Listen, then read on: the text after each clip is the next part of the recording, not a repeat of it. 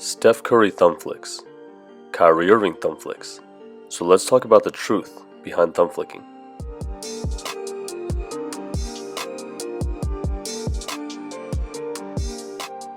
You can technically shoot with any form and the ball can go in. But we're focused on consistency and the ability to get your shot off against any defender. So why is it that some of the best shooters in the world have some weird and odd mechanics to their shot? And why is perfect form the way that it is? Why is perfect form Klay Thompson and Devin Booker and not Shawn Marion? What makes this a better shot than some other shots? Why is Kobe able to get his shot off against any defender at any moment?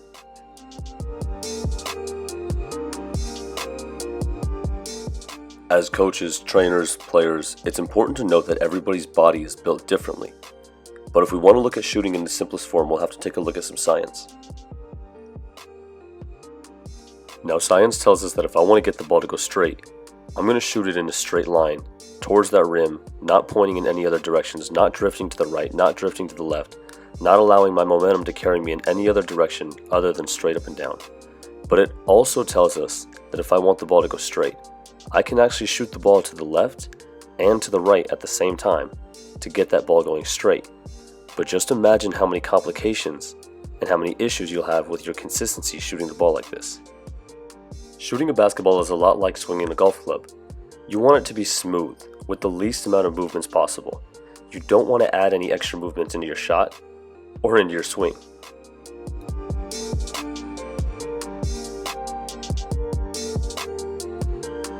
Now, due to the offhand involvement, you have added another layer of inconsistency to your shot. The timing of either your right hand or your left hand could throw off your shot at any moment and could change the trajectory of the ball. Instead, you could be focusing on one shooting hand instead of having to worry about both.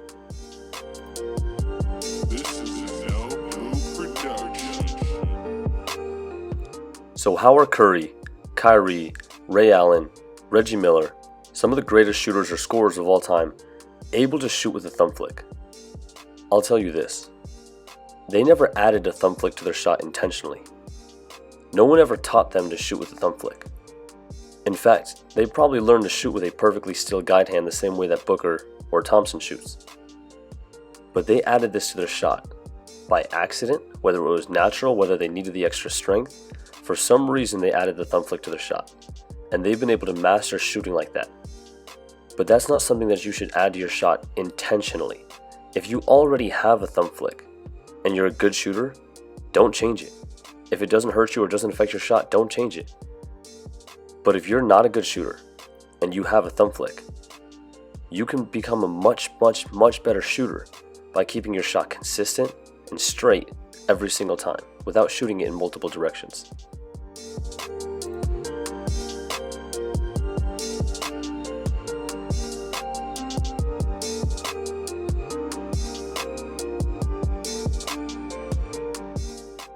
I showed you some very bizarre shooting techniques earlier, but you have to understand that thumb flicking is a very minor issue and you can learn to shoot with it, as long as you understand that you are adding another variable to your shot that could allow you to miss.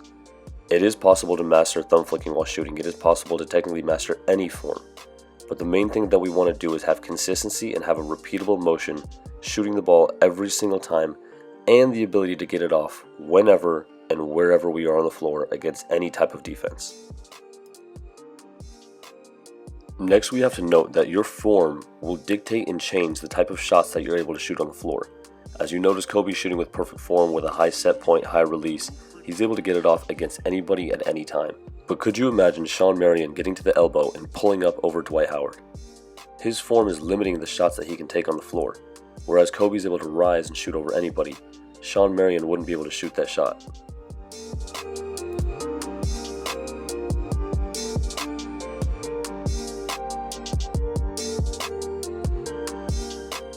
Now, what does Shawn Marion's shot have to do with thumb flicking?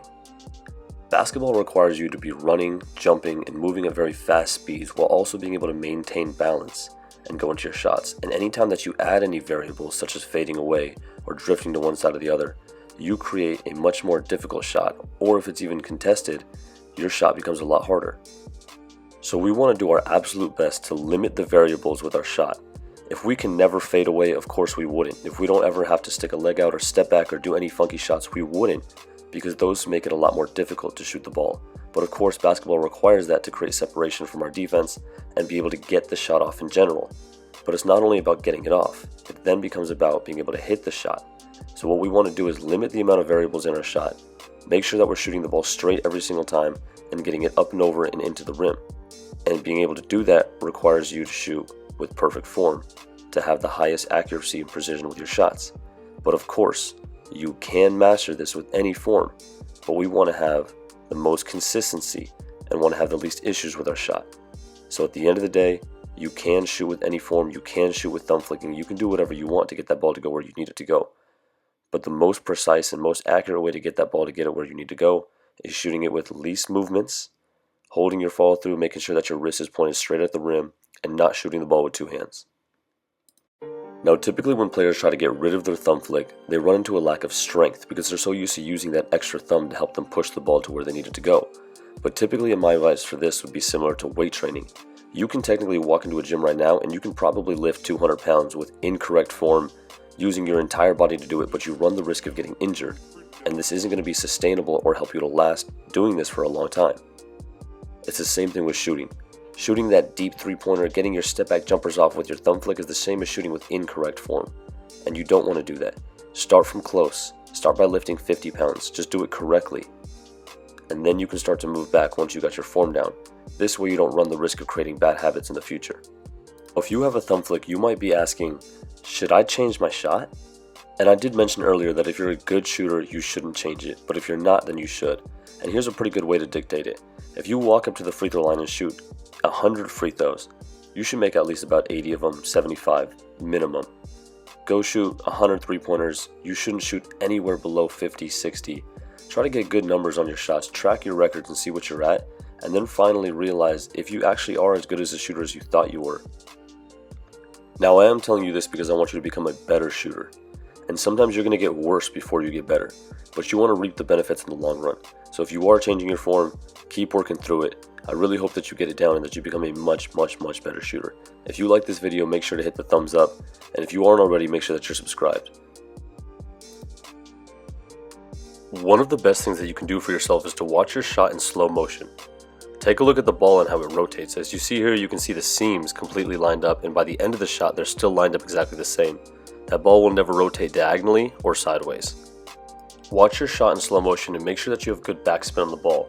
Not every time, but sometimes when you thumb flick, it's going to push that ball into a diagonal or sideways spin. This will help you to dictate whether you should or should not change your shot.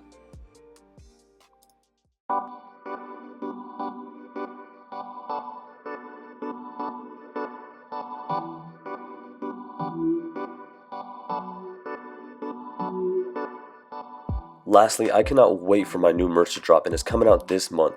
Let me know down low in the comments which one you guys like the most, and I cannot wait for you guys to get these. They are phenomenal material and really great designs.